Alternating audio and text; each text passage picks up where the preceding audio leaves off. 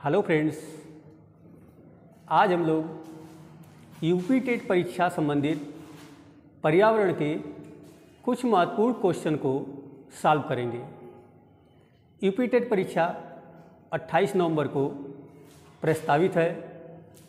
उसी से संबंधित हम लोग पर्यावरण के कुछ महत्वपूर्ण क्वेश्चनों को सॉल्व करेंगे। आइए देखते हैं। फर्स्ट क्वेश्चन, पहला क्वेश्चन है, उत्तर प्रदेश में राज्यसभा की कितनी सीटें हैं? पहला क्वेश्चन है, उत्तर प्रदेश में राज्यसभा की कितनी सीटें हैं? पहला ऑप्शन है 80, सेकेंड ऑप्शन है 31, थर्ड ऑप्शन है 403 एंड लास्ट ऑप्शन है 100। तो आपको हम बता दें कि उत्तर प्रदेश में राज्यसभा की 31 सीटें हैं। क्योंकि लोकसभा की जो सीट है उत्तर प्रदेश में, लोकसभा की जो सीट है उत्तर प्रदेश में वो 80 है। राज्यसभा की जो सीट है वह 31 है और विधानसभा की जो सीट है वो 403 और जो विधान परिषद की सीट है, विधान परिषद की, वह है 100 सीटें। तो लोकसभा की 80 सीटें हैं, राज्यसभा की 31 सीटें हैं, विधानसभा की 403 सीटें हैं और विधान परिषद की 100 सीटें हैं, 100 सीटें हैं। तो देखते हैं। तो पहले वाले क्वेश्चन में option number B is correct option, यह सही है।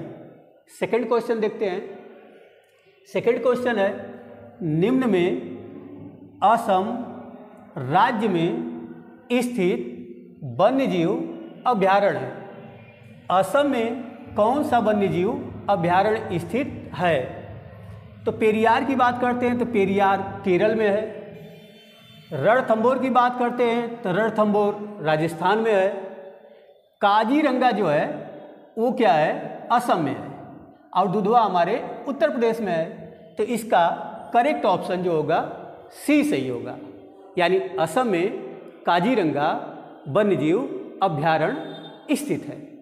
क्वेश्चन नंबर नेक्स्ट, निम्न में ग्रीन हाउस गैस नहीं है। पूछ रहा है कि निम्न में ग्रीन हाउस गैस नहीं है। First option CH4 methane, second option जलवाष्प, third option CFC chlorofluorocarbon and last option nitrogen. तो आपको बता दें कि मीथेन, जलवाष्प और CFC ये तीनों ग्रीन हाउस गैसें हैं, यानी नाइट्रोजन जो है वह ग्रीन हाउस गैस नहीं है। डी वाला ऑप्शन इसका करेक्ट है। ग्रीन हाउस गैसें किसे कहते हैं? ग्रीन हाउस गैसें वे गैसें होती हैं जो पृथ्वी के ताप को बढ़ा देती हैं। ऐसी गैसें जो पृथ्वी के ताप को बढ़ा देती हैं उन्हें ग्रीन हाउस गैस कहते हैं। मीथेन, ओजोन, जलवाष्प आदि ग्रीन हाउस गैसें हैं। नेक्स्ट क्वेश्चन, निम्न में से जल में घुलनशील विटामिन है। Option number first A, second B, third option D and last option E. पूछा जा रहा है कि जल में घुलनशील विटामिन। तो आपको बता दें कि घुलनशीलता के आधार पर इन्हें दो भागों में वर्गीकृत किया गया है। एक वसा में घुलनशील, वसा में घुलनशील, जो वसा में घुलनशील विटामिन होता है वह होता है ए, डी, ई, के। और जो जल में घुलनशील होता है, जल में घुलनशील विटामिन जो होता है वह होता है बी एंड सी। पूछा क्या जा रहा है कि जल में घुलनशील विटामिन कौन सा है? तो ऑप्शन ए क्या है, ए, बी क्या है, बी, सी क्या है, डी एंड लास्ट ऑप्शन क्या है ई। तो second option is correct option. Next question, पांचवा क्वेश्चन है कि ओजोन दिवस मनाया जाता है। ओजोन दिवस कब मनाया जाता है? तो ओजोन दिवस के लिए ऑप्शन आया है, फर्स्ट ऑप्शन है 16 अगस्त, सेकेंड ऑप्शन है 16 सितंबर, थर्ड ऑप्शन है 16 अक्टूबर एंड लास्ट ऑप्शन है 16 नवंबर। तो इसके लिए सेकेंड ऑप्शन जो है वो करेक्ट ऑप्शन है। नेक्स्ट क्वेश्चन देखते हैं, क्वेश्चन नंबर 6। राष्ट्रपति अपना त्यागपत्र किसे देता है? क्वेश्चन क्या है कि राष्ट्रपति अपना त्यागपत्र किसे देता है? आपने अपना आंसर डिसाइड कर लिया होगा, तो आइए देखते हैं। पहला ऑप्शन दिया है राज्यपाल, दूसरा ऑप्शन दिया है मुख्यमंत्री, तीसरा ऑप्शन दिया है उपराष्ट्रपति और लास्ट ऑप्शन दिया है लोकसभा अध्यक्ष। तो राष्ट्रपति अपना त्यागपत्र उपराष्ट्रपति को देता है, यानी सी वाला आंसर क्या है, सही है। होता क्या है कि राष्ट्रपति अपना त्यागपत्र उपराष्ट्रपति को देता है, उपराष्ट्रपति अपना त्यागपत्र राष्ट्रपति को देता है। नेक्स्ट क्वेश्चन, संविधान संशोधन किस अनुच्छेद से संबंधित है? यानी कह रहा है कि संविधान संशोधन किस अनुच्छेद से संबंधित है। पहला ऑप्शन दिया है अनुच्छेद 368, दूसरा ऑप्शन है अनुच्छेद 42, तीसरा ऑप्शन है अनुच्छेद 52 और चौथा ऑप्शन है अनुच्छेद 62। तो इसका फर्स्ट ऑप्शन क्या होगा, सही होगा, क्योंकि संविधान संशोधन जो है वो अनुच्छेद 368 से संबंधित है। नेक्स्ट क्वेश्चन है राज्यसभा में राष्ट्रपति द्वारा कितने सदस्य मनोनीत किए जाते हैं? कह रहा है कि राज्यसभा में राष्ट्रपति द्वारा कितने सदस्य मनोनीत किए जाते हैं। पहला ऑप्शन दिया है 10, दूसरा ऑप्शन दिया है 12, तीसरा ऑप्शन दिया है 14 और लास्ट ऑप्शन दिया है 8। तो लास्ट ऑप्शन जो दिया है 8, ऑप्शन एक बार पुनः, पहला 10, दूसरा 12, तीसरा 14 और लास्ट ऑप्शन जो है 8। तो इसका करेक्ट आंसर जो होगा ऑप्शन बी, यानी राष्ट्रपति राज्यसभा में 12 सदस्यों को मनोनीत कर सकता है। नेक्स्ट क्वेश्चन है निम्न में से संसद के भाग नहीं है। निम्न में से संसद के भाग नहीं है। पहला ऑप्शन दिया है राष्ट्रपति, दूसरा ऑप्शन दिया है उपराष्ट्रपति, तीसरा ऑप्शन लोकसभा और लास्ट ऑप्शन जो दिया है राज्यसभा। तो आइए देखते हैं ये संसद के जो भाग हैं वह होता है राष्ट्रपति। राष्ट्रपति भी संसद के ही भाग होते हैं।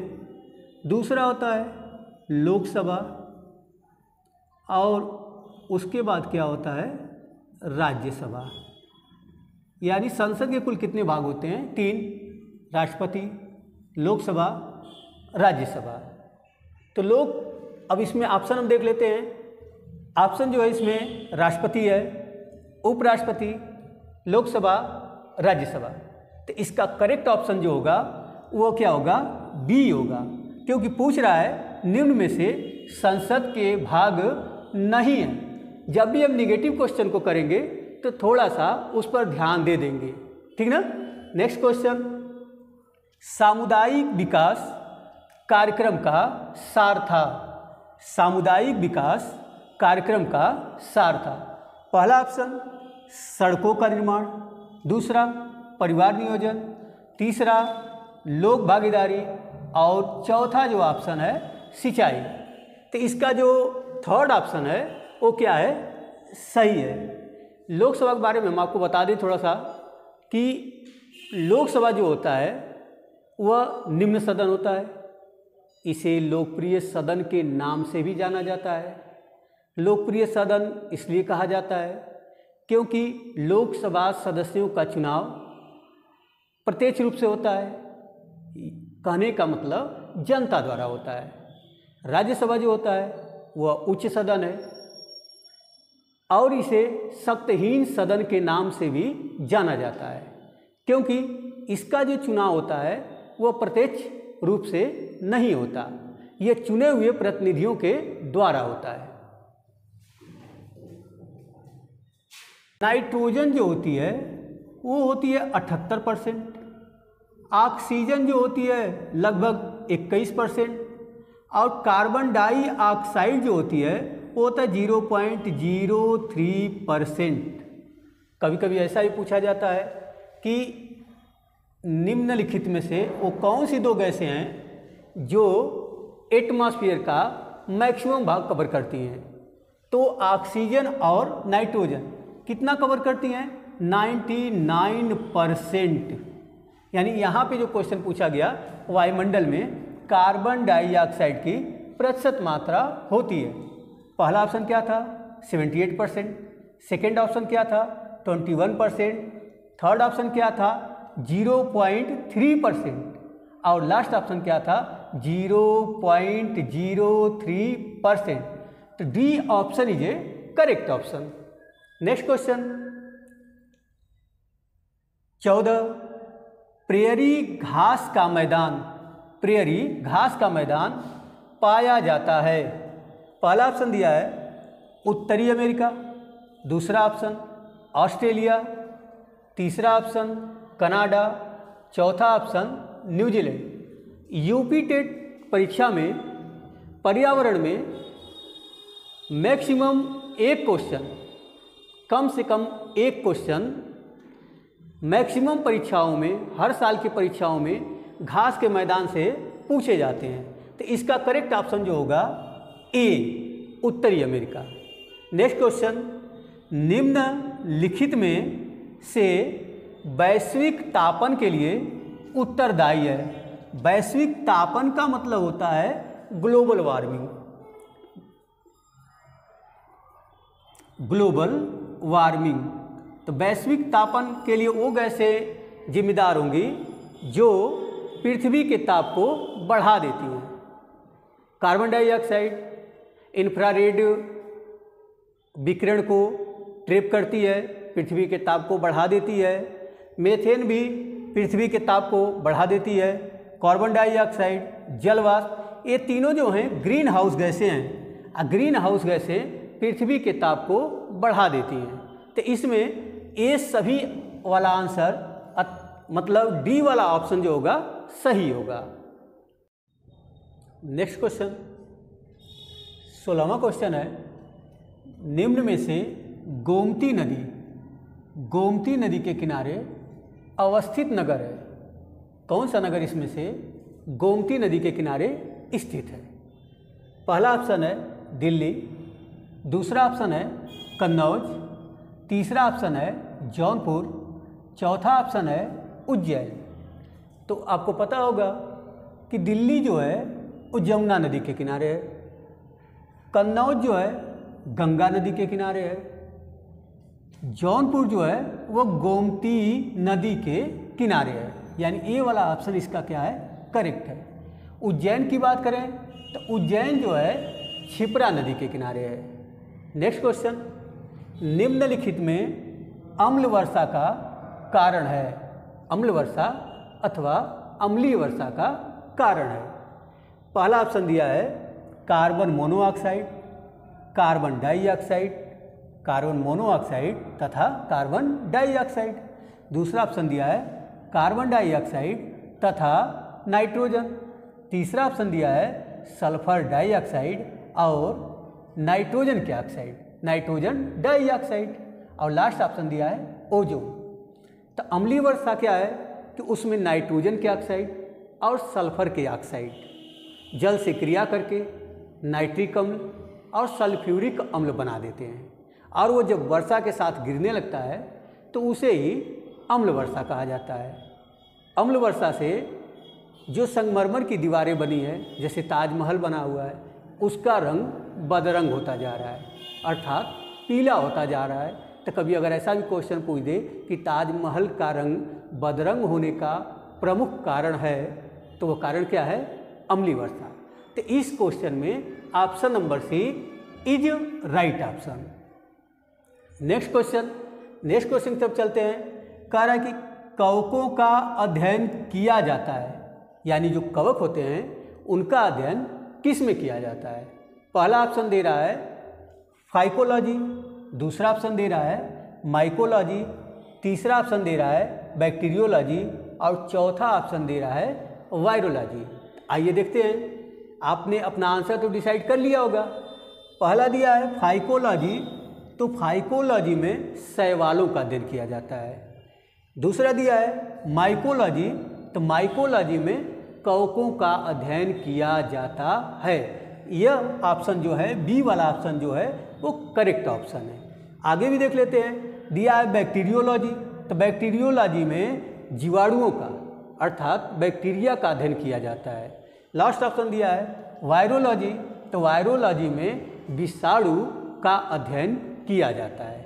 नेक्स्ट क्वेश्चन है रिएक्टर स्केल का प्रयोग किसके मापन में किया जाता है? रिएक्टर स्केल का प्रयोग किसके मापन में किया जाता है? पहला वायु की आर्द्रता, दूसरा ऑप्शन भूकंप की तीव्रता, तीसरा ऑप्शन आवृत्ति, चौथा ऑप्शन पदार्थों का घनत्व। आप आंसर डिसाइड कर लिए होंगे। तो वायु की आर्द्रता जो मापी जाती है वह हाइग्रोमीटर में मापी जाती है। दूसरा कह रहा है कि भूकंप की तीव्रता, तो B option is right option, क्योंकि रिएक्टर स्केल से भूकंप की तीव्रता ही मापी जाती है। नेक्स्ट क्वेश्चन, दलहन अनुसंधान केंद्र स्थित है। पूछा जा रहा है दलहन अनुसंधान केंद्र स्थित है। पहला ऑप्शन लखनऊ, दूसरा ऑप्शन कानपुर, तीसरा ऑप्शन गोरखपुर, चौथा ऑप्शन बारा। क्या पूछ रहा है कि दलहन अनुसंधान केंद्र स्थित है, तो दलहन अनुसंधान केंद्र हमारा कानपुर में स्थित है। कहाँ पे स्थित है? कानपुर में। तो B option is right option. उम्मीद है फ्रेंड्स आपको ये वीडियो अच्छी लगी होगी और आपको आने वाले एग्जाम यूपी टेट में काफ़ी इससे हेल्प मिलेगा। अगर आपको ये वीडियो अच्छी लगी होगी तो प्लीज़ लाइक एंड सब्सक्राइब करना ना भूलें। Thank you.